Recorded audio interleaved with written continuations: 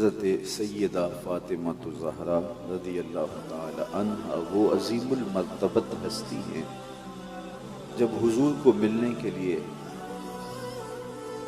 حضور سے ملاقات کے لیے آیا کرتی تو صحیح احادیث میں آتا ہے حضور بیٹی کا اٹھ کے استقبال کرتے، اپنی مسند ان کے لیے چھوڑ دیتے، فَأَجْلَسَهَا فِي مَجْلَسِهِ، اپنی مسند پہ اپنی شہزادی کو بٹھاتے۔ وہ عزتیں، وہ شان و شوکت، وہ رفعتیں جو انہیں عطا کی گئی وہ کسی اور کا مقصود نہیں ہے۔ حضرت اقبال علیہ رحمہ نے خراج عقیدت پیش کرتے ہوئے سیدہ زہرا سلام اللہ علیہا کی بارگاہ میں جو نذرانہ پیش کیا ہے، آپ میں سے کوئی بھی ایسا نہیں ہوگا جس نے اسے سماعت نہ کیا ہو۔ مریم از یک نسبت عیسیٰ عزیز، از سے نسبت حضرت زہرا عزیز۔ فرماتے ہیں کہ حضرت مریم سلام اللہ علیہا وہ عظیم المرتبت خاتون ہیں جن کا ذکر قرآن کے دامن میں موجود، بلکہ ان کے نام کی پوری ایک سورت موجود ہے۔ سورہ مریم، ان کے نام سے موسوم یہ سورت قرآن کے دامن میں ہے، جن کے تقدس، جن کی پاک دامنی کی دھوم ہے قرآن، جو پاکیزہ وصف اور سال وجود ہیں، اور جن کی آغوش میں حضرت عیسیٰ علیہ السلام جلوہ گر ہوئے۔ مشکل وقت تھا، اللہ کی حکمت تھی کہ حضرت عیسیٰ نے بغیر باپ کے دنیا پہ جلوہ گر ہو کے اللہ کی قدرتوں کا نمونہ بننا تھا، لیکن معاندین، دشمن گھیرا ڈال کے بیٹھ گئے۔ یا اخت ہارون، اے ہارون کی بہن، بڑی تسبیحات کیا کرتی تھی، یہ کیا کیا؟ بغیر باپ کے بیٹا لے کے آ گئی۔ تو کتنا مشکل وقت تھا سیدہ مریم سلام اللہ علیہا پر، لیکن انہیں بتایا گیا اس اوکھے ویلے، اس مشکل وقت اپنے بیٹے کی طرف اشارہ کرو، تو انہوں نے کہا فاشارت الی، انہی کی طرف انہوں نے اشارہ کیا۔ اب کفار بولے کہ جو پنگھوڑے کا بچہ ہے ہم اس سے بات کریں، اس سے ہم کلام، یہ ان کا تکبر تھا، ان کی رعونت تھی۔ تکبر میں بھرے ہوئے وہ کہنے لگے ہم اس سے بات کریں جو پالنے میں ہے، جو پنگھوڑے میں ہے۔ پھر حضرت عیسیٰ علیہ السلام نے آغوش مادر میں کلام کیا اور ان کفار کی آنکھوں میں آنکھیں ڈال کے کہا انی عبد اللہ آتانی الکتاب وجعلنی نبیا، خبردار میری ماں پاک دامن ہے اور میں اللہ کا بندہ ہوں، اللہ نے مجھے کتاب بھی دی ہے اور نبی بھی بنایا ہے۔ آغوش مادر میں بچے نے بول کے اپنی ماں کی عصمت کی گواہی دی اور اپنی نبوت کا اعلان کیا، میں اللہ کا فرستادہ ہوں، اللہ کا بھیجا ہوا پیغمبر ہوں، نبی ہوں، اور مجھے کتاب بھی عطا کی گئی ہے۔ حضرت مریم سلام اللہ علیہا وہ یگانہ روزگار خاتون ہیں کہ جن کی تقدس کے شعرے ہیں، اور کتاب اللہ نے ان کے نام پر سورت نازل کی، اور ان کا نام لیتے ہوئے آنکھیں حیا سے، شرم سے جھک جاتی ہیں۔ مریم سلام اللہ علیہا تقدس کا استعارہ ہے، پاکیزگی کا دوسرا نام ہے، طہارت، عفت اور پاک دامنی کا روشن حوالہ ہے، اور عزیز روزگار ہوئی کہ قرآن نے ان کے نام کی صورت اتاری اور ان کے قصیدے بیان کیے، ان کی عصمت کی گواہی آغوش مادر میں حضرت عیسیٰ علیہ السلام نے دی، اور ان 4 خواتین میں سے ایک ہیں جو زمانے کی افضل ترین خواتین ہیں۔ انہیں یہ شرف، یہ عزت، یہ مرتبہ، یہ مقام کیوں ملا؟ اقبال کہتے ہیں اس لیے کہ یہ حضرت عیسیٰ علیہ السلام کی ماں ہیں۔ حضرت عیسیٰ علیہ السلام کی ماں ہونے کا شرف انہیں ان بلندیوں پہ پہنچاتا ہے جو زمانے کی دوسری خواتین کو نصیب نہیں ہوتی، ان بلندیوں پر انہیں فائز المرام کرتا ہے۔ تو کہا حضرت مریم عزیز روزگار ہوئی، فضل و شرف سے مالا مال ہوئی، عزت و احترام انہیں نصیب ہوا، اس کا سبب حضرت عیسیٰ علیہ السلام کی ماں ہونا ہے۔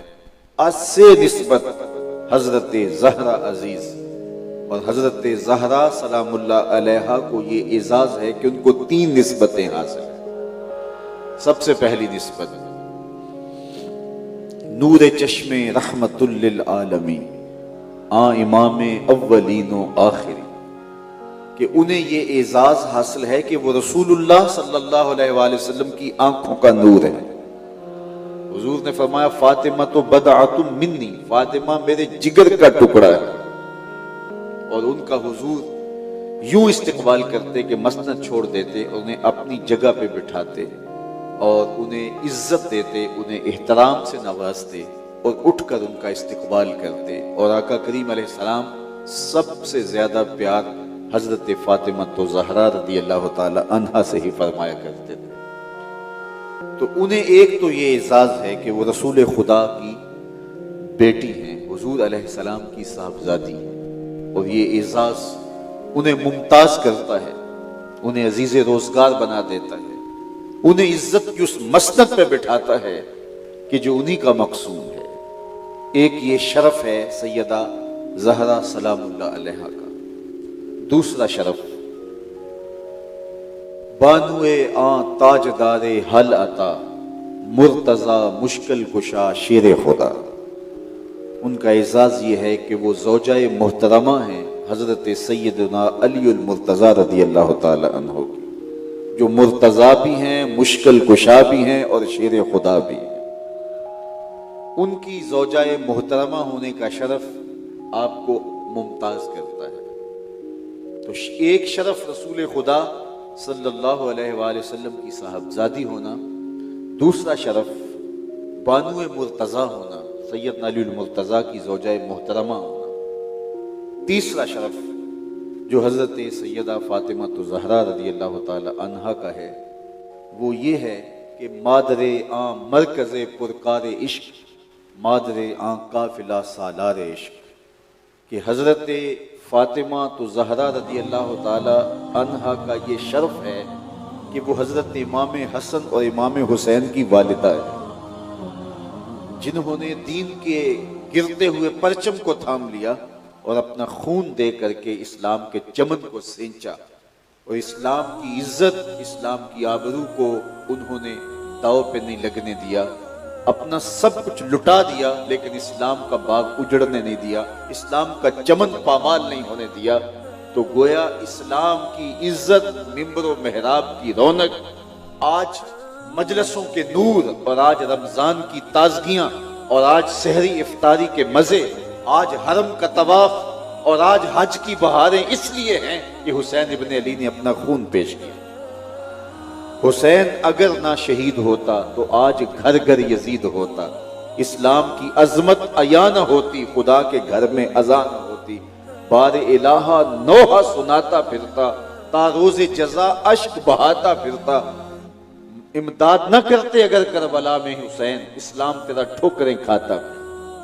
تو حضرت امام حسین رضی اللہ تعالی عنہ نے اپنا خون دے کر کے اسلام کے پرچم کو گرنے سے بچایا اور اسلام کی عزت اور آبرو رکھ لی۔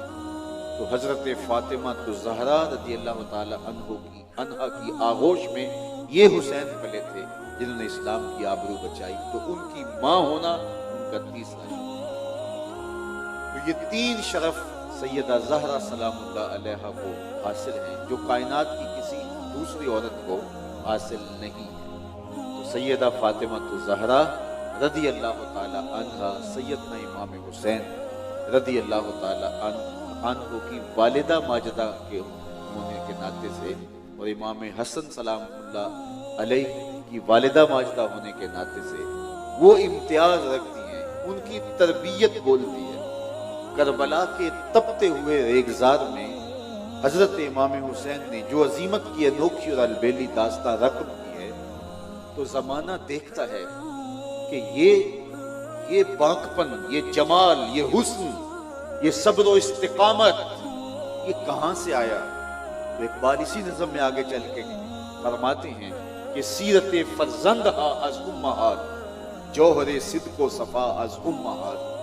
صدق و صفا کا جوہر اولادوں میں جو دیکھنے کو ملتا ہے، یہ ماؤں کے دودھ کا اثر ہوتا ہے، اور بیٹوں کی سیرت کا جو نقش تمہیں بیٹھا ہوا نظر آتا ہے اور ان کی سیرت کا جمال جو تمہیں دکھائی دیتا ہے، تمہارے سکرین کے سامنے تو یہ چہرہ ہوتا ہے، لیکن پردے کے پیچھے ایک ماں کی محنت ہوتی ہے۔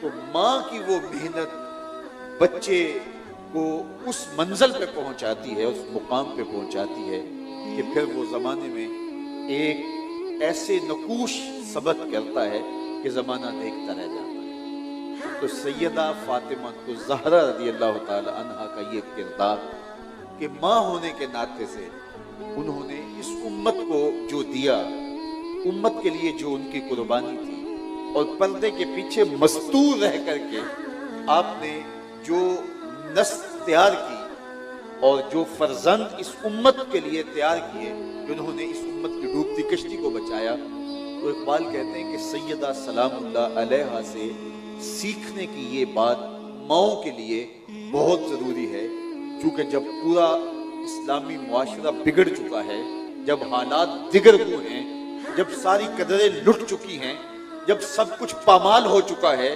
جب امت فرقہ فرقہ بن چکی ہے، جب ہم زخم ہیں، تو کام شروع کہاں سے کریں؟ پمبا کجا کجا نہم کہ ہما داغ داغ است، کہاں کہاں روئی رکھوں، جگہ جگہ سے تو خون رستا ہے۔ ہم جہاں بھی دیکھیں امت کا تو شیرازہ بکھر گیا ہے۔ وائے ناکامی متائے کارواں جاتا رہا، کارواں کے دل سے احساس زیاں جاتا رہا، احساس زیاں بھی لٹ گیا، متائے کارواں بھی لٹ گیا۔ زخم ہے، لہو ہے امت، اخلاق بگڑ گئے، اقدار باقی نہ رہے، بڑوں کا حیا باقی نہ رہا، نوجوان حیا باختہ ہو گئے۔ اللہ اکبر، وائے قوم کشتائے تدبیر غیر، کارے او تخریب خود تعمیر غیر۔ ہائے وہ قوم کہ جو غیروں کی تدبیروں کا شکار ہو گئی اور اپنے آپ کو توڑ رہی اور غیروں کی تعمیر کر رہی ہے۔ نوجوانہ چوں زنا مشغول تن، از حیا بیگانہ پیرانے کہن۔ اس قوم کی حالت یہ ہے کہ نوجوان حیا کے جوہر سے خالی ہو گئے ہیں اور اپنے تن کو سنوارنے کے اندر لگے ہوئے، سویر سے لے کر شام تک وہ اپنے تن کو سنوارنے کی مشق ہی کر رہے ہیں۔ نوجوان بھی بیوٹی پارلر سے تیار ہو کے آ رہا ہے، ہر وقت کنگھی پٹی میں لگا ہوا ہے، جبکہ اس کا یہ وظیفہ تو نہیں تھا۔ اس کی زندگی کے مقاصد جلیلہ تھے، اس کے مقاصد بہت بڑے تھے، لیکن نوجوانہ چوں زنا مشغول تن، عورتوں کی طرح وہ بھی مشغول تن ہو گیا۔ از حیا بیگانہ پیرانے کہن، اور بوڑھے باپ بھی، بوڑھے اشخاص بھی حیا کے جوہر سے خالی ہوتے چلے جا رہے ہیں۔ بوڑھوں کی آنکھوں سے بھی جب حیا چھن جائے تو پھر جوانوں میں کیا باقی بچے گا؟ دختران او بچشم خود اسیر، بزلف خود اسیر، شوخ چشموں خردہ بینوں خردہ گیر۔ اور عورتوں کی حالت یہ ہے کہ وہ اپنی زلف کی خود اسیر ہو کے رہ گئی، شوخ چشم ہیں، دل پھینک ہیں، ساختہ پرداختہ دل باختہ، ابروواں مثل دو تیغے آختہ۔ جب وہ خود شیطان کا روپ بن کے معاشرے کے نوجوانوں کو ورغلانے پہ آمادہ ہوں گی، تو پھر بتائیے معاشرے کا حسن سلامت کیسے رہ سکتا ہے، اور تقدس کے جوہر کی حفاظت کیوں کر کی جا سکتی ہے؟ تو جب قوم کا یہ مزاج ہو کہ نہ بوڑھے میں حیا باقی رہے، نہ جوان میں شرم رہے، اور وہ بننے سنورنے کو زندگی کی معراج سمجھنے لگے، اور عورت جو ہے وہ خردہ گیر ہو، عورت شوخ چشم ہو، اپنی زلف کی خود اسیر ہو جائے، اور ہر وقت وہ زینت بازار بننا اور زینت مجلس بننا اور شمع محفل بننا ہی پسند کرے، تو پھر قوم کہاں سے تلاش کریں گے؟ قوم کی نشت کہاں سے ہوگی؟ کہاں سے قوم اب اس بگڑی ہوئی قوم کو، اس فرسودہ معاشرے کو، اس اقدار سے خالی لوگوں کو کس طرح عصر نو منظم کیا جائے، کیسے کھڑا کیا جائے، پھر دوبارہ زندگی کیسے دوڑ سکتی ہے، کیسے دوبارہ وہ اپنے اسلاف کے نقوش قدم چوم سکتے ہیں. تو اقبال کہتے ہیں کہ اس قوم کو سنوارنے کے لیے دوبارہ آغوش مادر میں آنا پڑے گا. جب زخم ہے بدن اور جگہ جگہ سے لہو رس رہا ہے تو پٹی کہاں باندھے، پھاہا کہاں رکھیں، خون کہاں سے پوچھیں، کہاں مرہم لگائیں، کہاں دارو رکھیں. تو پریشان حال ہیں کہ ہم جائیں کہاں اور کدھر سے کام کا آغاز کریں اور کس کام کو کہاں سے شروع کریں کہ سارا آوے کا آوا ہی بگڑ گیا ہے. تو اقبال کہتے ہیں کہ آئیے اس دور میں کہ جب تمہارا حال ہی ہو تو خواتین سیدہ فاطمہ زہرا رضی اللہ تعالی عنہا کے اسوہ کو اختیار کر لیں، اور آپ کا اسوہ انہیں ایک نئی زندگی دے گا اور ایک نئی نسل کی تیاری کا سبب اور ذریعہ ہوگا، اور نئی نسل اس امت کو دوبارہ کھڑی کر دے گی اور جوانوں کو پیروں کا استاد بنا دے گی. شرط یہ ہے کہ سیدہ فاطمہ زہرا رضی اللہ تعالی عنہا کا اسوہ انہیں اختیار کرنا پڑے گا. اور دیکھیے کہ انہوں نے اپنے بیٹوں کی تربیت کس طرح کی. عورت کا کام اولاد کی تربیت، اور یہ اس کا سب سے بڑا وظیفہ ہے. جب عورت اس وظیفے سے غافل ہو جائے یا غافل کر دی جائے تو پھر قوموں کا وجود مٹ جاتا ہے، قومیں اپنا تشخص کھو بیٹھتی. مغرب نے اپنی قوم کا جو بیڑا غرق کیا اور آج وہ طوفان بدتمیزی ہماری طرف بڑھ رہا ہے. سب سے پہلے انہوں نے عورت سے یہ جوہر چھینا، سب سے پہلے اس کا حیا چھینا. دیکھیے کچھ مرد کے وصف ہیں، کچھ عورت کے وصف ہیں.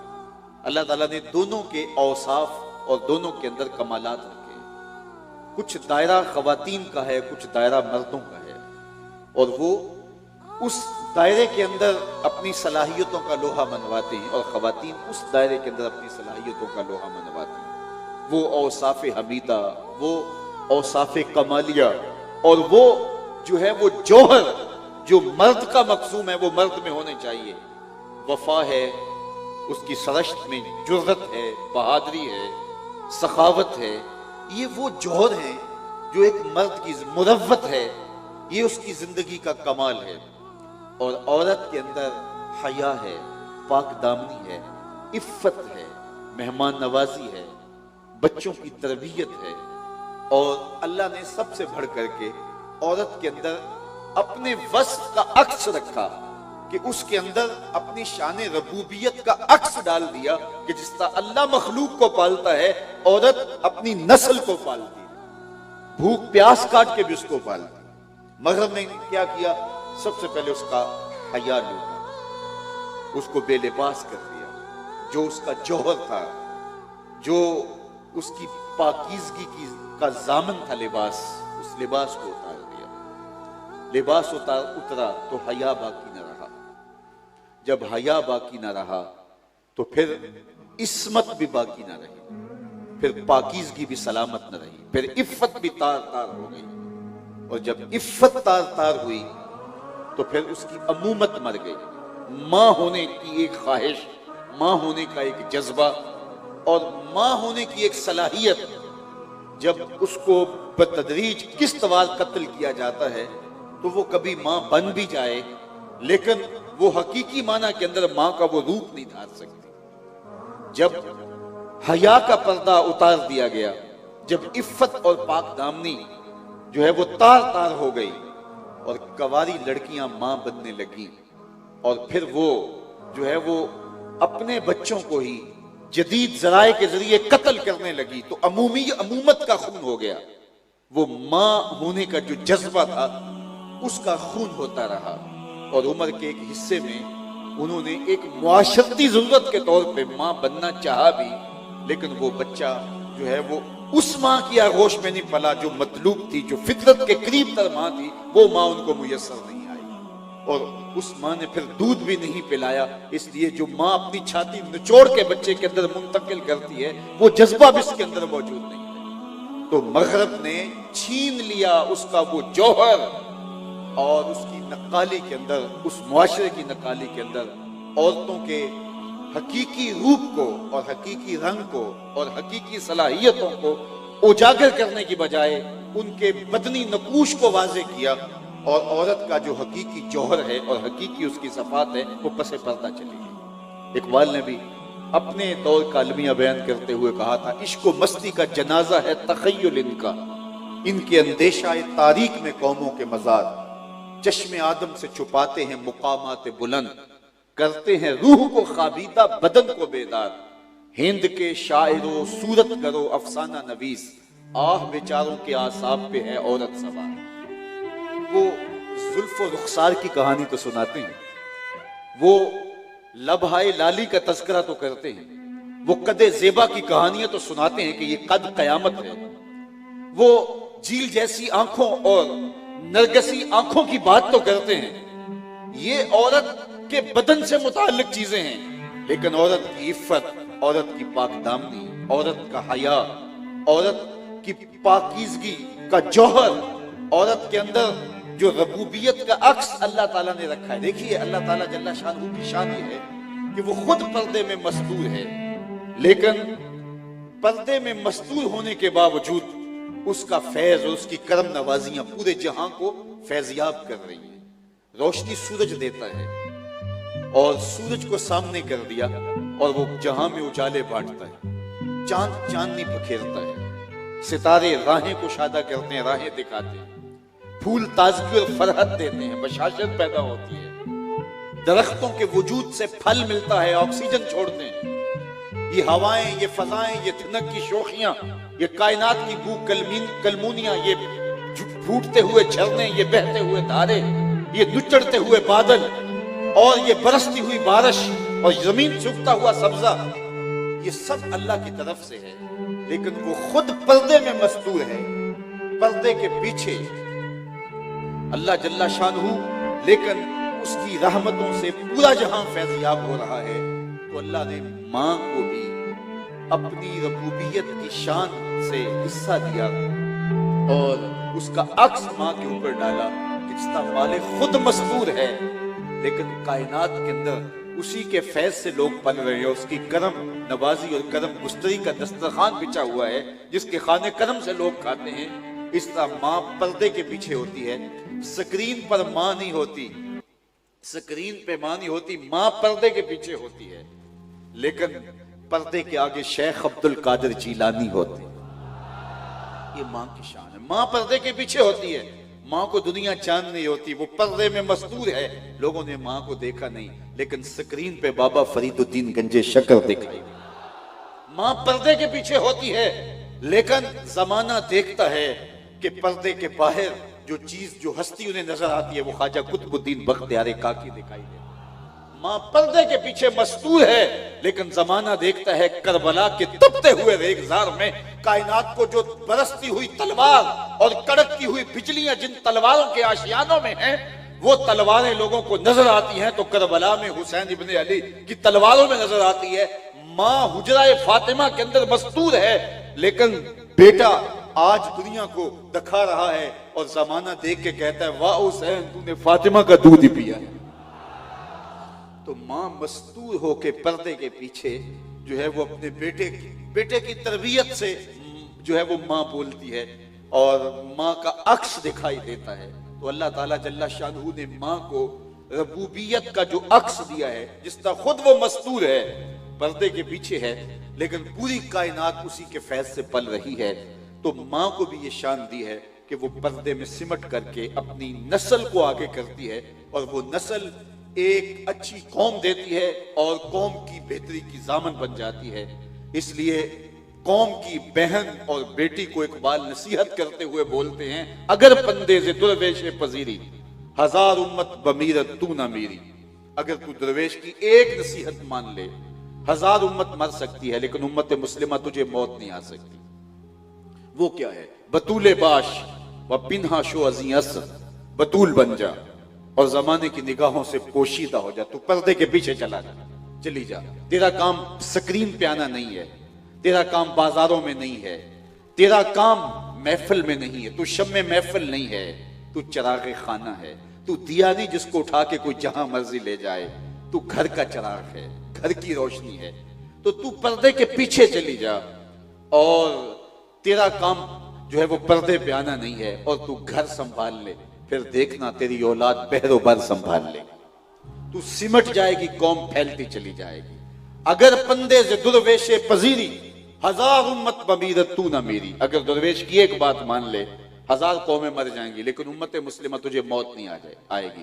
اور وہ کیا نصیحت ہے؟ بطول باش، بطول بن جا، وہ پنہا شو ازیں اثر، اور زمانے کی نگاہوں سے پوشیدہ ہو جا۔ تجھے زمانہ دقیانوسی کا تانا دے، تو پرواہ نہ کر۔ تجھے اولڈ فیشن کہا جائے، تو پرواہ نہ کر۔ تجھے پتھر کے زمانے کی عورت کہا جائے، تو پرواہ نہ کر۔ تیرے برقعے کو جو ہے وہ قید خانہ قرار دیا جائے، تو پرواہ نہ کر۔ تیرا برقع تیرے حیا کا پہرا ہے، تیری چادر کی ایک سلوٹ تیری آبرو کا پہرا ہے، اور تیری عزت کا نشان ہے۔ تو سمٹ جا، تو پردے کے پیچھے چلی جا۔ بطول باش و پنہا شو ازیں اثر، زمانہ کچھ بھی کہتا رہے، تو زمانے کی نگاہوں سے پوشیدہ ہو جا۔ تو پوشیدہ ہو جا، تو حجرے میں چلی جا۔ تو جو ہے وہ اپنے گھر کا چراغ بن، گھر کی روشنی بن۔ در آغوش شبیر بگیری، پھر دیکھنا تیری آغوش میں بھی حسین کے جانشین جنم لیا کرے۔ لیکن شرط یہ ہے کہ تجھے بطول بننا ہوگا، تجھے مصلح سنبھالنا ہوگا، تجھے تہجد کے مصلے پہ اٹھ کے آنسو بہانے ہوں گے، تجھے گھر سنبھالنا ہوگا، پھر تیری اولاد بحر و بر سنبھالے گی۔ جو تیرا وظیفہ ہے، جو تیرا کام ہے، وہ تو کر، اور پھر تیری اولاد وہ کرے گی جو ان کا کام ہے۔ تو جب تو اپنا گھر سنبھال لے گی اور پردے کے پیچھے ہوگی، دیکھیے پھول کو دیکھ کے بے ساختہ زبان پہ آتا ہے سبحان اللہ۔ میاں وہ تو مستور ہے، وہ تو چھپا ہوا ہے، لیکن جب ہم پھول کو دیکھتے ہیں تو سبحان اللہ پکارتے ہیں، اللہ اکبر۔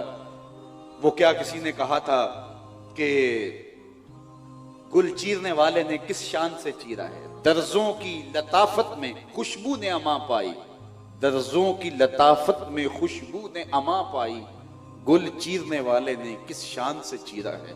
بے ساختہ زبان پہ سبحان اللہ۔ میاں وہ تو پردے میں مستور ہے، لیکن دیکھا پھول کو سبحان اللہ کہہ کے داد سے دی۔ پہاڑوں کو دیکھا بے ساختہ کہا اللہ اکبر، وہ تو پردے میں مستور ہے۔ برستی بارش کو دیکھا اور موسم کی رنگینیوں کو دیکھا، دھنک کی شوخیوں کو دیکھا، کوسے قضا کا جمال دیکھا، تو بے ساختہ پکارے اللہ اکبر سبحان اللہ۔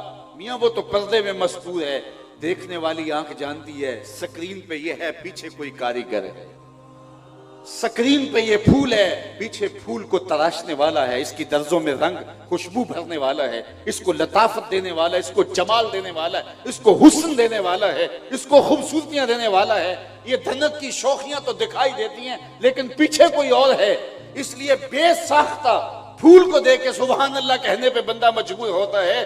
اس لیے جب حسین ابن علی کو کربلا میں دیکھتے ہیں تو بے ساختہ اقبال کہتا ہے کہ رشتہ آئین حق زنجیر پاس فرمانے جناب مصطفیٰ، ورنہ گردے تربتش گردید میں سجدہ برخا کے پاشید میں۔ جب حسین ابن علی کی تلوار چلتی ہے اور وہ ظالم کے سامنے سر نہیں جھکاتے، ظلم اور جبر سے سمجھوتا نہیں کرتے، بچے کٹوا دیتے ہیں لیکن اف نہیں کرتے، بیٹے کے حلق سے خون کا فوارہ چھوٹتے ہوئے دیکھتے ہیں لیکن پھر بھی کہتے ہیں اللہ حسین کی یہ قربانی قبول کر لے۔ عباس کے کٹے ہوئے بازو دیکھتے ہیں، پھر بھی کہتے ہیں مالک تیرا شکر ہے کہ ہم حق پہ قائم ہیں۔ جو رات جو ہے وہ ظلمتوں سے بھری پڑی ہے لیکن سجدے میں رات بسر کرتے ہیں، جو جوان بیٹے کی لاش کندھوں پہ اٹھا کے خیموں تک لاتے ہیں، پھر بھی کہتے ہیں مالک حسین کی قربانی قبول کر لے۔ تو حسین کے اس جذبے کو دیکھ کے، جس طرح پھول کو دیکھ کے سبحان اللہ کہا، تو اقبال جو ہے وہ حسین ابن علی کی ان جرأتوں کو، ان شجاعتوں کو، ان بہادریوں کو، ان استقامتوں کو دیکھ کے کہتا ہے اے فاطمہ، اگر تیرے بابا کی شریعت کی زنجیر میرے پاؤں میں نہ ہوتی کہ اللہ کے علاوہ کسی کو سجدہ کرنا جائز نہیں ہے، تو اے فاطمہ میں کعبے کی بجائے تیری قبر کی طرف رخ کر کے سجدہ کرتا، اور کعبے کا طواف کرنے کی بجائے تیری قبر کا طواف کرتا۔ رشتہ آئین حق زنجیر پاس فرمانے جناب مصطفیٰ، ورنہ گردے تربتش گردید میں، تیری قبر کے گرد گھومتا، سجدہ برخا کے پاشید میں، اور میری پیشانی سے ڈپکتے ہوئے سجدے تیری قبر پہ نچھاور ہوتے۔ کیوں؟ اس لیے کہ جو کام تم نے کیا ہے، کربلا میں تلوار نظر آ رہی ہے، کربلا میں استقامت نظر آ رہی ہے، بھوک اور پیاس کے باوجود جرت نظر آ رہی ہے، لیکن فاطمہ میں جانتا ہوں یہ تیرے دودھ کا اثر ہے۔ اللہ اکبر، ادب پر وردائے تسلیم و رضا، ادب پر وردائے تسلیم و رضا، آسیہ گرداں و لب قرآن سنا، لب قرآن سنا، کہا وہ ادب کی پروردہ تسلیم و رضا کے ماحول میں پلی ہوئی اور پرورش پائی ہوئی فاطمہ سلام اللہ علیہا کہ جو ہے وہ چکی پیستی رہتی ہے اور لبوں پہ قرآن کا نغمہ جاری رہتا ہے۔ ماں جب چکی پیس رہی ہو اور لبوں پہ قرآن ہو، آٹا گوندھ رہی ہو لبوں پہ درود ہو، روٹی پکا رہی ہو اور لبوں پہ سلام ہو رسول اللہ کا، تو بیٹے پھر حسین ابن علی جیسے ہی جنم لیں گے۔ لیکن ماں کی نظریں جب تھرکتی تصویروں پہ ہوگی تو بیٹا کوئی اداکار تو بن سکتا ہے، حسین ابن علی کا جانشین نہیں بن سکتا۔ ادب پر وردائے تسلیم و رضا، آسیہ گرداں و لب قرآن سنا، لب قرآن سنا۔ تو قرآن مجید پڑھتے ہوئے چکی پیسنا، یہ اس کا اثر ہے کہ آج حسین کربلا میں جو ہے وہ ڈٹا ہوا اور استقامت کا کوہ گراں بنا ہوا ہے۔ تو اقبال دیکھتا حسین ابن علی کو ہے لیکن خراج سیدہ فاطمہ زہرا سلام اللہ علیہا کو پیش کرتا ہے۔ اس لیے اچھی مائیں اچھی قوم کی ضامن ہوتی ہیں، جب وہ سمٹ جاتی ہیں تو معاشرہ پھیل جاتا ہے، جب وہ پردے میں چلی جاتی ہیں تو سکرین پہ پھول کھلتے ہیں، سکرین پہ خوبصورت نقش و بنگار آتے ہیں۔ اللہ اکبر۔ تو ماں کو سمٹ کر کے ایک نئی قوم کی نشأت کے لیے آگے بڑھنا ہوگا۔ آج یہ امت، یہ قوم، یہ امت مسلمہ لہو لہو ہے۔ سیدہ فاطمہ الزہرا سلام اللہ علیہا اپنی اولاد کی جس نہج سے تربیت کی ہے اور جس ماحول کے اندر صبر و رضا اور تسلیم کا پیکر ان کو بنایا ہے، آج کی خواتین اسلام کے لیے، آج کی مخدرات اسلام کے لیے وہی کامل نمونہ، وہی اکمل نمونہ۔ اور سیدہ سلام اللہ علیہا کا اسوہ رحمت حضور نبی اکرم صلی اللہ علیہ وسلم کے اسوہ کا عکس اور کامل اکمل جو ہے وہ جمال تھا۔ حضرت سیدہ عائشہ محبوب کائنات سلام اللہ علیہا فرماتی ہیں کہ میں نے عادات میں، خصائل میں، اٹھنے بیٹھنے چلنے اور دیگر امور میں جس قدر حضور کے مشابہ سیدہ فاطمہ کو پایا ہے سلام اللہ علیہا کو کسی اور کو نہیں پایا۔ گویا حضور کی سیرت کا عکس سیدہ فاطمہ الزہرا رضی اللہ تعالی عنہا کا پاکیزہ وجود، تو ان کا وجود خواتین اسلام کے لیے کامل اکمل اور مکمل نمونہ۔ اللہ اکبر۔ مادرہ را اسوائے کامل بطول، مزرائے تسلیم را حاصل بطول۔ تسلیم کی کھیتی کا جو حاصل ہے وہ سیدہ فاطمہ الزہرا ہیں، اور ماؤں کے لیے کامل اکمل نمونہ جو ہے وہ سیدہ فاطمہ الزہرا ہے۔ اور ان کی تربیت کا جوہر قرآن سرائی ہے، قرآن پڑھنا ہے۔ گھر کے اندر قرآن کا رواج کہ چکی بھی پیستی ہیں اور قرآن کی تلاوت بھی چلتی ہے۔ تو اس لیے اگر دوبارہ مخدرات اسلام گھروں میں قرآن کا چراغاں کر لیں اور اپنے امور خانہ داری کے اندر قرآن مجید کی تلاوت کو ساتھ ساتھ جوڑ لیں تو پھر دیکھنا کہ نئی نسل کے اندر اس کے باطنی اثرات کیسے مرتب ہوتے ہیں اور کس طرح نئی نسل تیار ہوتی ہے۔ تو نہ دانی تو می دانی کے سوزے کراتے تو دیگر گو کر تقدیر عمر را، میری بہن تو نہیں جانتی، اگر تو بہن ہو کے قرآن پڑھے تو عمر کی تقدیر بدلتی ہے، اور اگر تو ماں ہو کے قرآن پڑھے تو بیٹا نیزے کی نوک پہ قرآن سن۔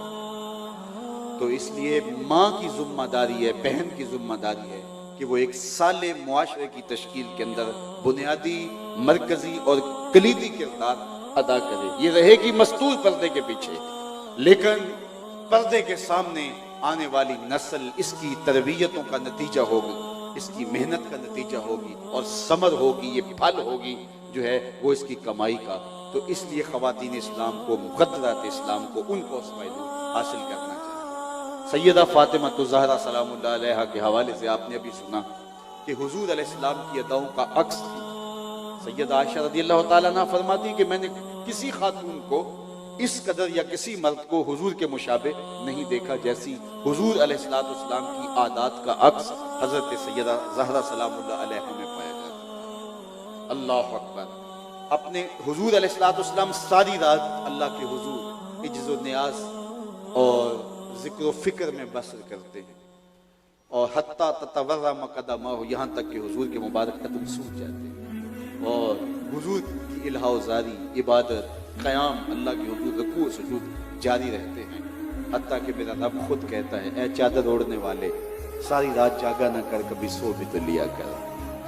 تو ساری رات حضور کا قیام ہوتا ہے. اب آئیے یہ عکس یہاں دیکھتے ہیں کہ سیدہ فاطمہ الزہرا رضی اللہ تعالیٰ عنہا سارا دن گھر کے کام کاج کرتی ہیں، سارا دن گھر کے کام کاج میں مصروف رہتی، چکی بھی پیستی ہیں، کندھے پہ مشکیزہ بھی اٹھا کے بھر کے لاتی ہیں، بچوں کی ضروریات کو بھی پورا کرتی ہیں، مولا کائنات کی خدمت میں بھی کسر نہیں چھوڑتی. لیکن جب شام پڑتی ہے تو مصلی بچھا کے اللہ کے حضور کھڑی ہو جاتی ہیں، کبھی قیام میں، کبھی رکوع میں، کبھی سجدے میں رات گزرتی ہے. ایک دن اللہ کے حضور سیدہ فاطمہ الزہرا عرض گناہ ہوتی ہیں، مالک تیری راتیں ہی اتنی چھوٹی ہیں کہ تیری بندی کا ذوق بندگی ہی پورا نہیں ہوتا، ایک رات تو اتنی لمبی بنا دے کہ جی بھر کے تجھے سجدہ ہی کر سکے.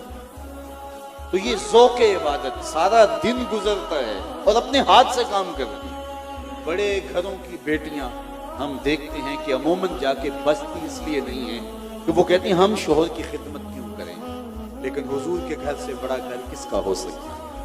اور سیدہ فاطمہ رضی اللہ تعالیٰ عنہ جب جاتی ہیں تو ایک دفعہ بھی ایسا نہیں ہوا. سیدنا علی المرتضیٰ فرماتے ہیں کہ پوری زندگی میں فاطمہ نے مجھے کبھی ایسی کوئی بات نہیں کی جس سے مجھے دکھ پہنچا، میری تکلیف کا باعث کبھی نہیں بنی.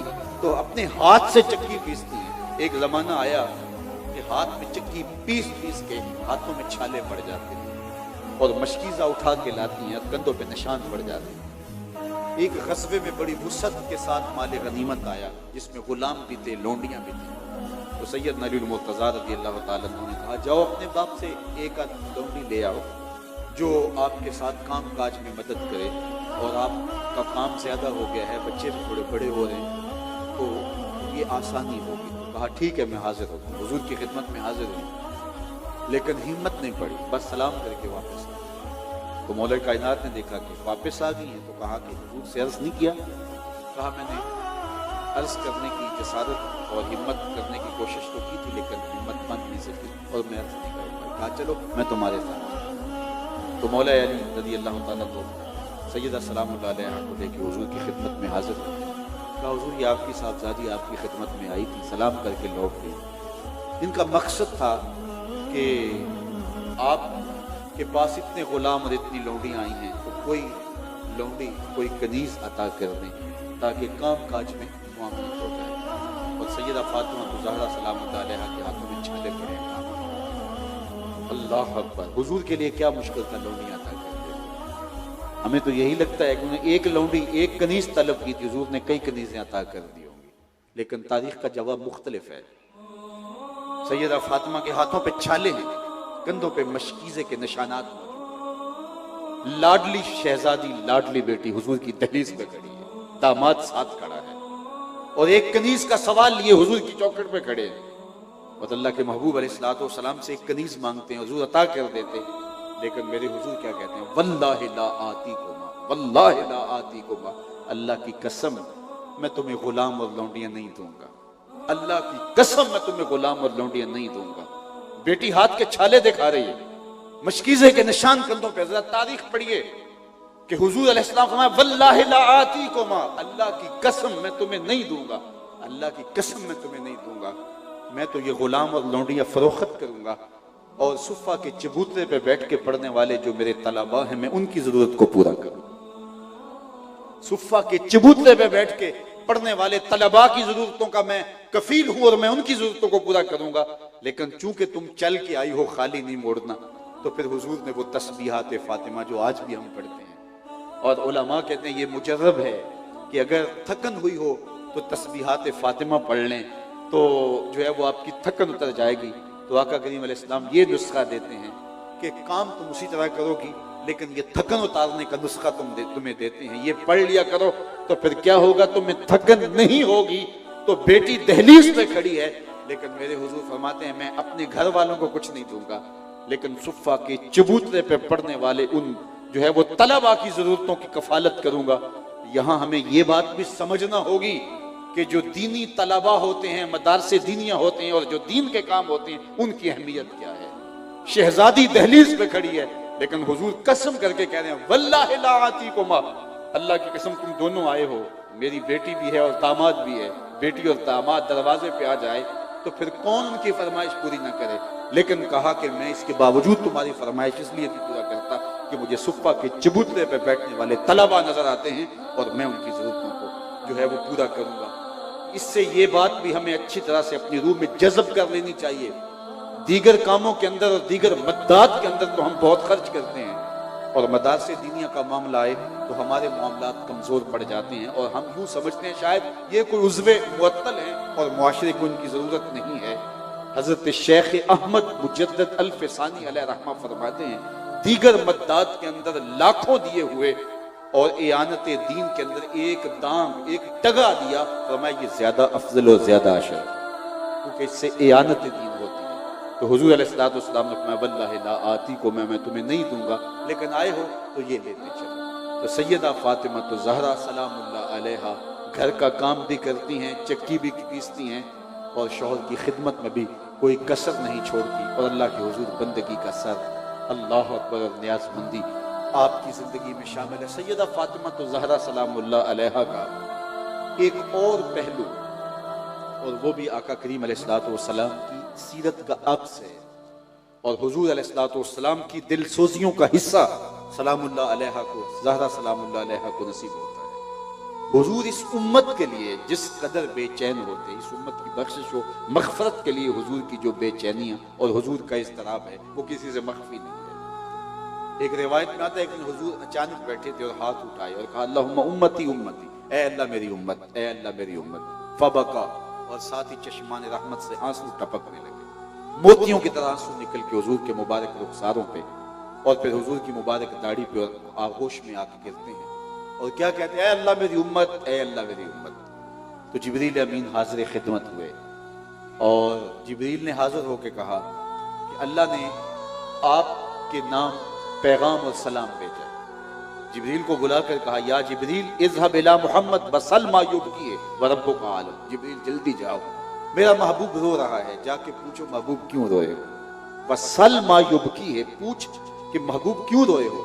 اور جبریل سے کہا وربک عالم، جبریل جاؤ تم پوچھاؤ، لیکن تیرا رب جانتا ہے میرا محبوب کیوں روتا ہے۔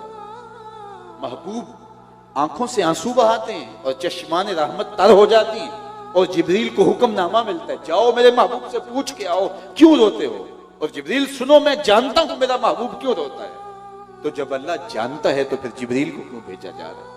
بتلانا مقصود تھا، محبوب بے تاب ہو تو اللہ جبریل کو بھیجا کرتے ہیں، محبوب کی دلجوئی مقصود تھی۔ تو جبریل حاضر خدمت ہوئے اور کہا کہ رب کا سلام ہے آپ کے نام، اور پیغام ہے کہ آپ کیوں روئے ہیں، کیا ماجرا ہوا۔ تو حضور کیا کہتے ہیں، کسی اپنی وجہ سے نہیں، کسی اپنے مسئلے سے نہیں رویا، میں امت کے غم میں رویا ہوں، مجھے امت کا غم رلا رہا۔ تو جبریل بار ازدی میں حاضر ہو کے عرض کی کہ مالک تیرے محبوب کا تیرے نام پیغام یہ ہے کہ کسی اپنی وجہ سے نہیں رویا، میرے گھر میں کئی دن فاقہ چلتا اس وجہ سے نہیں رویا، کھانے کو کچھ میسر نہیں اس لیے نہیں رویا، بلکہ میرا ماجرا یہ ہے، رونے کا مسئلہ یہ ہے کہ مجھے امت کا غم رلاتا ہے۔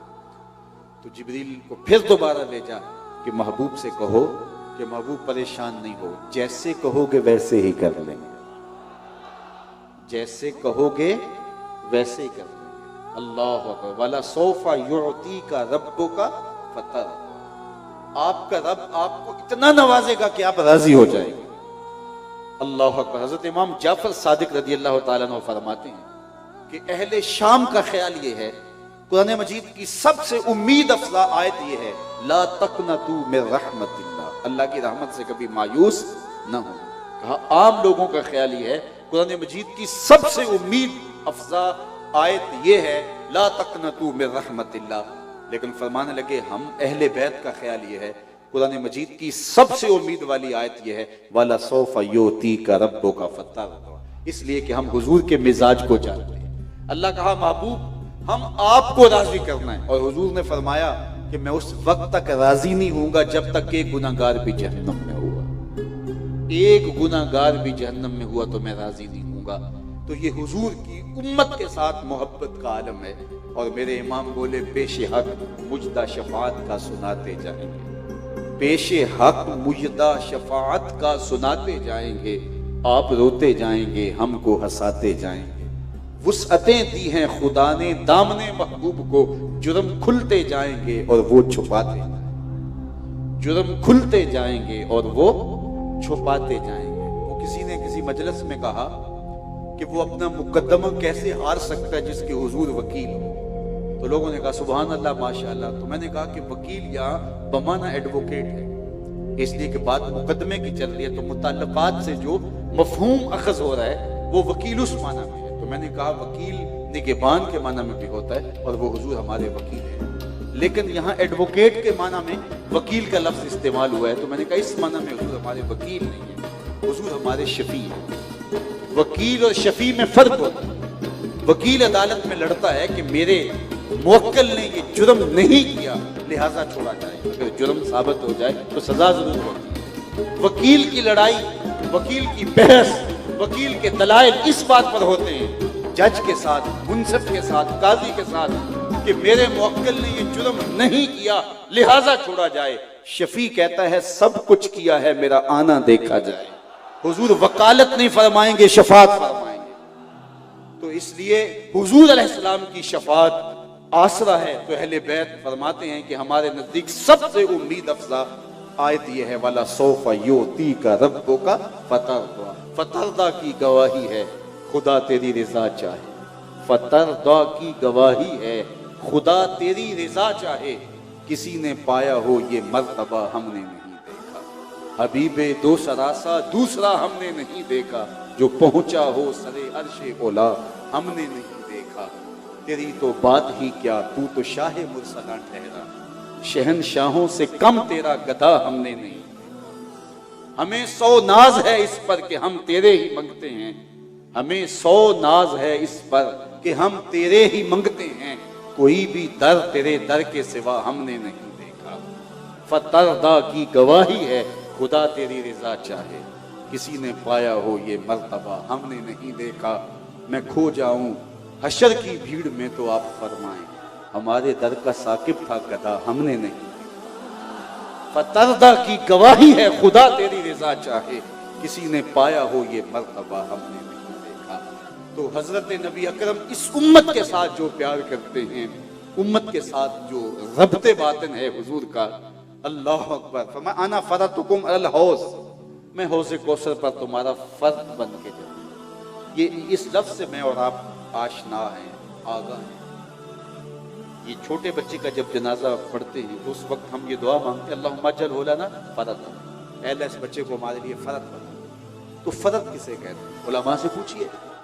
جب سفر کے لیے قافلے چلتے تھے کسی زمانے میں، آج تو وہ دور موجود نہیں رہا، تو پڑاؤ سے پہلے جب دوپہر سر پہ آ جاتی یا رات کو رکنا ہوتا، تو پڑاؤ سے قبل اسی قافلے کے کچھ لوگ جو بڑے جذبوں سے سرشار ہوتے اور صحت مند ہوتے، وہ آگے بڑھ کے جو ہے وہ اپنی سواریاں لے کے آگے نکل جاتے، اور آگے کوئی شجر سایہ دار دیکھتے، کوئی صاف جگہ دیکھتے، اس میں کوئی کانٹے جھاڑیاں ہوتی تو ان کو کاٹ دیتے کہ تھکا ہوا قافلہ جب آئے تو آتے ہی سامان رکھ کے لیٹ جائے، آ کے خود جھاڑیاں کاٹ کے اپنی جگہ بنانا پڑے، تو یہ ان کے لیے مشکل ہوگی تھکے ہوئے لوگوں کے لیے۔ تو وہ جو 2 4 5 10 صحت مند جوان آگے چلے جاتے اور قافلے کے بیٹھنے سے آنے سے پہلے ہی تیاری کر کے رکھتے تاکہ آسانی سے قافلہ پہنچ جائے تو آسودہ ہو جائے، ان کو عربی میں فرد کہتے ہیں۔ حضور فرماتے ہیں انا فرطکم علی الحوض، میں پہلے اس لیے جا رہا ہوں کہ حوض کوثر کے پیالے بھر بھر کے تمہارے لیے رکھ دوں۔ امت جب تھکی ہوئی جائے گی، پیاس کی ماری ہوئی جائے گی، تو اپنے ہاتھوں سے جام کوثر، تو حضور رہے تو خیر، میرا اس دنیا پہ رہنا بھی تمہارے لیے بہتر اور میرا اس دنیا سے جانا بھی تمہارے لیے بہتر۔ اس ہمارے آنے سے قبل ہمارے لیے حضور نے دعائیں کی، اور حضور علیہ السلام ہمارے لیے پہلے تشریف لے جا کر کے وہاں ہمارے لیے اہتمام اور انتظام فرما رہے ہیں۔ تو کہا محبوب ہم آپ کو راضی کر دیں گے، جس طرح تم چاہو گے ویسے ہی ہو جائے گا۔ تو امت کے لیے یہ حضور کی دل سوزیاں، یہ حضور کی محبت، اب وہی عکس آپ سیدہ سلام اللہ علیہا کے پاکیزہ وجود میں دیکھتے ہیں کہ سجدے میں سر رکھ کر کے امت کی بخشش کی دعائیں مانگتی، امت کی نجات کی دعائیں مانگتی۔ آج سیدہ فاطمہ الزہرا سلام اللہ علیہا کی سیرت پر منعقدہ اس سالانہ ختم پاک کی مجلس میں، جس میں بلا شبہ ہزاروں لوگ اس مسجد کے اطراف میں، جنازگاہ میں اور جو ہے وہ ہال اور دیگر جگہوں پر جتنے لوگ اور سڑکوں پر موجود ہیں، جو منظر میں گزرتے ہوئے دیکھ کے آیا ہوں اور جو بتایا جا رہا ہے، آج کی اس مجلس میں سیدہ سلام اللہ علیہا کی روح کو خراج پیش کرنے کے لیے یہ سارے عزم کریں کہ ہم حضور کی امت بننے کی کوشش کریں گے، حقیقی معنی میں جو امت ہے اور جو امت رسول صلی اللہ علیہ وآلہ وسلم ہے، اس کے لیے ہمارے دل کے اندر نرمی، گداز اور محبت کا جوہر جو ہے وہ اس طرح پرورش پاتا رہے گا کہ ایک امت مسلمہ کا فرد دنیا کے کسی کونے کے اندر بھی دکھ میں مبتلا ہو تو اس کی کسک ہم محسوس کریں گے۔ اخوت اس کو کہتے ہیں، چبھے کانٹا جو کابل میں تو دلی کا ہر پیر و جواں بےتاب ہو جائے۔ اقبال نے تو وہ آنکھ کی مثال دی ہے نا، مبتلائے درد ہو کوئی عضو روتی ہے آنکھ، کس قدر ہم درد سارے جسم کی ہوتی ہے آنکھ۔ جسم کے کسی بھی حصے کو تکلیف ہو تو آنکھ آنسو ٹپکاتی ہے۔ تو ہم پوری امت کے لیے، میرے حضور نے امت کو ایک دیوار کی مانند قرار دیا جس کی جو ہے وہ اینٹیں ایک دوسرے کے ساتھ پیوست ہیں، اور یا حضور نے جسم کی مانند قرار دیا اور فرمایا کہ جس طرح جسم کے کسی عضو کو تکلیف پہنچے اور پورا جسم بخار میں مبتلا ہو جاتا ہے، تو امت جہاں بھی کٹ رہی ہو، لٹ رہی ہو، کاش کہ ہم فرقہ پرستی کے آزار سے نکل کر کے اور جغرافیائی تقسیمات سے نکل کر کے ہم امت کے تصور کو اجاگر کریں کہ اس وقت امت ہم سے کیا تقاضا کر رہی ہے۔ آج دنیا گلوبل ولیج بن گیا ہے اور پورا کفر ملت واحدہ کی صورت کے اندر ہمارے سامنے ہے۔ وہ ایک دوسرے کے مفادات کے لیے کھڑے ہوتے ہیں، ایک دوسرے کے مفاد کے لیے لڑتے ہیں، لیکن آج ہم جو ہے وہ گروہی تقسیم میں اور ہم جو ہے وہ فرقہ وارانہ تقسیم میں مزید تشدد اور گروہ بندی کا شکار ہوتے چلے جا رہے ہیں، اور جو ہے پھر لابیوں اور لابیوں سے پھر آگے کہاں سے کہاں لڑکتے چلے جا رہے ہیں اور بند گلیوں میں داخل ہو رہے ہیں۔ آج امت کے تصور کو پھر اجاگر کرنا ہوگا۔ شام میں کٹنے والا مسلمان میرے بدن کا حصہ ہے، اور عراق میں کٹنے والا مسلمان میرے بدن کا حصہ ہے۔ یمن کے اندر جس لاش کے ٹکڑے کیے جاتے ہیں وہ خنجر میرے سینے پہ چلتا ہے، اور کشمیر کے اندر جس بیٹی کی آبرو اور عزت پامال ہوتی ہے وہ میری بہن اور میری بیٹی ہے، اور فلسطین کے اندر جن بچوں کو ذبح کیا جا رہا ہے وہ میرے فرزند ہیں، وہ میرے بیٹے ہیں۔ یہ میرے حضور کی سیرت کا عکس ہے، یہ میرے حضور کی یہ دل سوزیوں کا اور حضور علیہ السلام کی مبارک طبع کا نور ہے۔ اور سیدہ فاطمہ تو زہرا سلام اللہ علیہا سجدے میں سر رکھتی ہیں اور حضور کے ایک ایک قدم پہ امت کے غلاموں کو جو جہنم میں پھنسے ہیں ان کو جہنم سے چھڑانے کی آرزو کرتی ہیں، اور اس شرط پہ سجدے کو لمبا کرتی ہیں، اور امت کا درد ان کے سینے کے اندر جس طرح جاگتا ہے اور امت کے لیے جو ان کی دل سوزیاں ہیں، تو آج ان کی روح کو خراج پیش عقیدت پیش کرنے کے لیے جس طرح مخدرات اسلام کو گھروں میں جو ہے وہ اپنی ذمہ داریوں کو سنبھال کر کے ایک قوم کی نشأت کے لیے اپنے کردار کو اجاگر کرنا پڑے گا، دوسری طرف جو ہے یہ ذمہ داری ہمیں بھی نبھانی ہوگی کہ ہم ایک امت واحدہ بننے کی کوشش کریں۔ اور پوری امت اس وقت امت لہو لہو ہے، زخم زخم ہے۔ آج دیکھیے کہ ہماری باہمی گروہی اور جغرافیائی اختلافات نے آج ہمیں کہاں کھڑا کر دیا ہے۔ پوری کائنات کے اندر 1 انچ جگہ بھی ایسی نہیں ہے جہاں آتش و آہن برستے ہوں اور وہ کفار کی سرزمین۔ جہاں بھی آگ برستی ہے، جہاں بھی بارود برستا ہے، وہ دھرتی مسلمانوں کی سرزمین، دھرتی مسلمانوں کی دھرتی ہے۔ اور آج ہمارے تشدد نے، آؤ حضور سے معافی مانگیں، اپنے رب سے معافی مانگیں اور امت واحدہ بننے کے لیے عملی کردار ادا کریں۔ چھوڑ کے آپ کا دامن رحمت آقا ہم سے بھول ہوئی، چھوڑ کے آپ کا دامن رحمت آقا ہم سے بھول ہوئی، کھو دی اپنی قدر و قیمت آقا ہم سے بھول ہوئی۔ دیکھ ہماری آنکھ مچولی، اپنے سینے اپنی گولی، بھول گئے ہم درس اخوت آقا ہم سے بھول ہوئی۔ بن گئے سیموں زر کے بندے، تن کے اجلے من کے گندے، لٹ گئی ہم سے فقر کی دولت آقا ہم سے بھول ہوئی۔ دنیا کے ٹھکرائے ہوئے ہیں، تیرے در پہ آئے ہوئے ہیں، کھول دے اپنا باب رحمت آقا ہم سے بھول ہوئی۔ ہم نے بزرگوں سے سنا ہے، اپنے بڑوں سے سنا ہے، علماء صوفیاء نے لکھا ہے کہ جو فریاد سیدہ فاطمہ کے ذریعے سے حضور کی بارگاہ میں پیش کی جائے وہ رد نہیں کی جاتی۔ تو آؤ وسیلہ زہرا سے حضور کی بارگاہ میں عرض کریں آقا ہم سے بھول ہوئی، ہمیں معاف کر دیجئے، ہم دوبارہ امت بننے کی کوشش میں لگ جائیں گے اور ہم اپنے باہمی فروعی اختلافات کو ختم کر کے جغرافیائی تقسیم سے نظریں ہٹا کر کے امت وحدہ کے تصور کو اجاگر کرنے کی کوشش کریں گے۔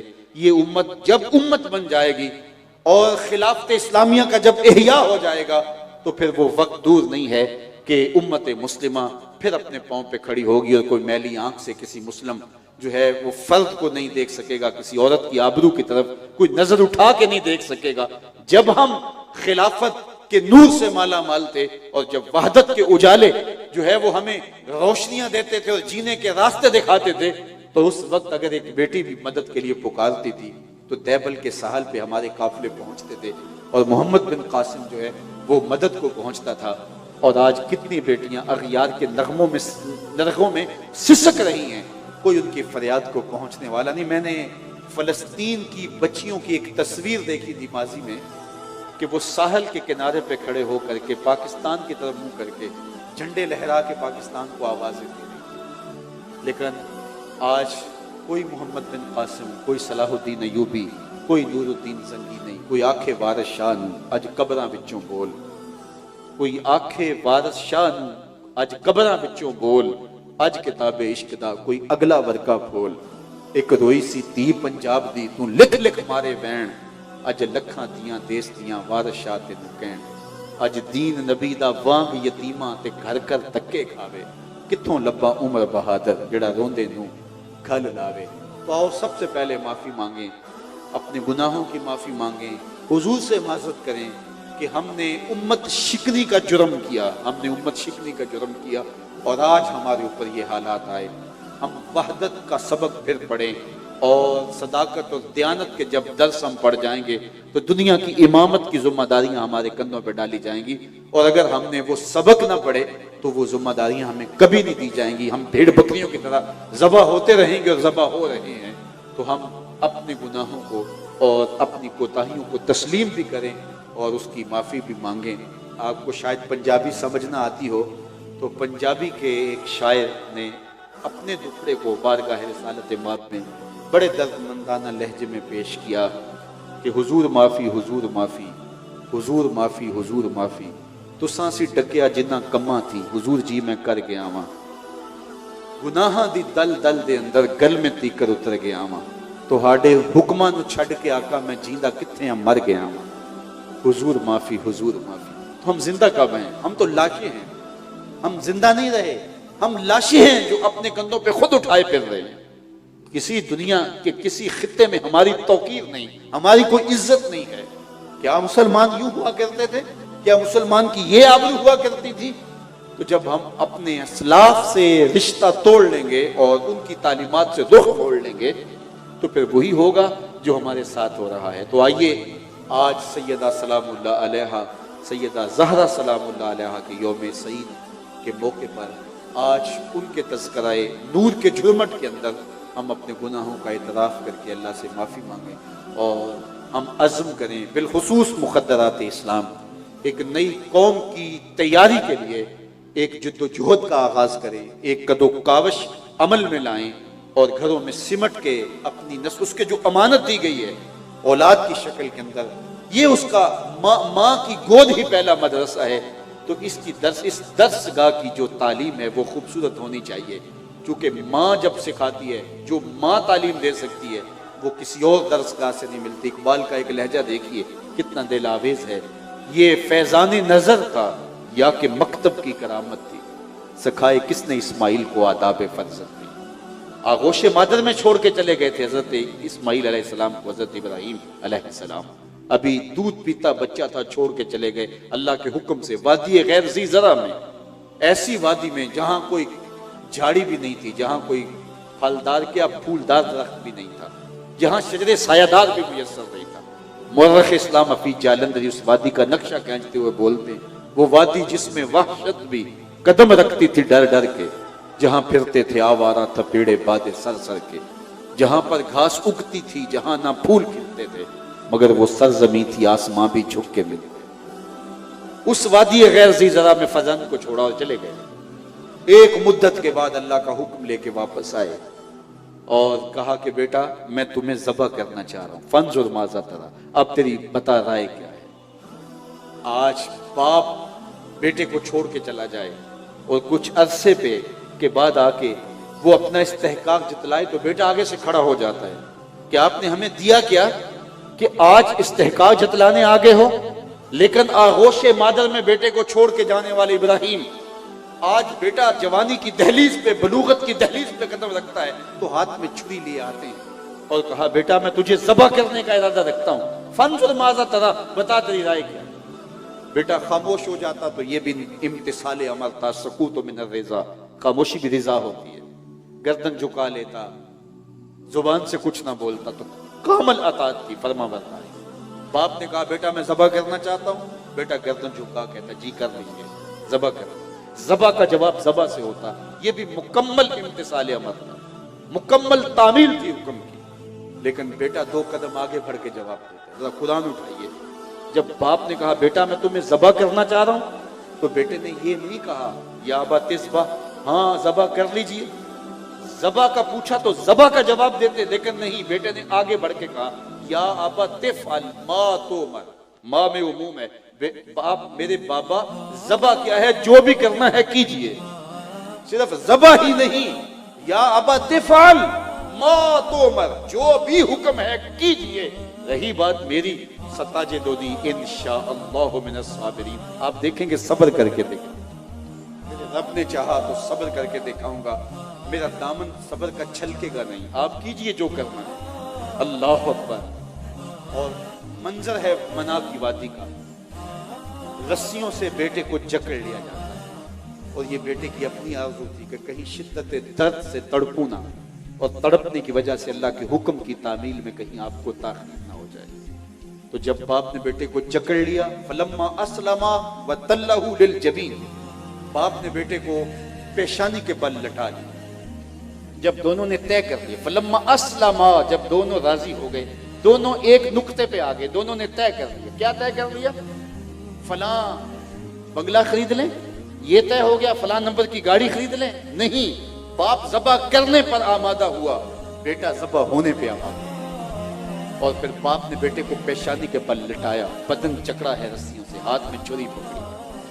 کارکنان قضا و قدر دم بخود ہیں، مالک قیامت آنے والی ہے۔